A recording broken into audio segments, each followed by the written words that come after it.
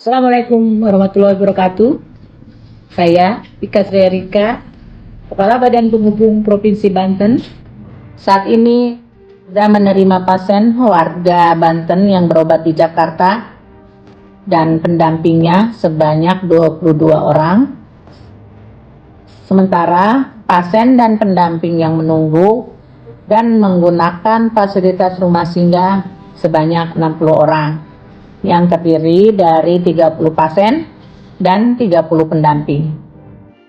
Semoga rumah singgah ini selalu bermanfaat bagi warga Banten dan ke depan dapat memfasilitasi warga Banten yang ingin berobat di Jakarta lebih banyak lagi.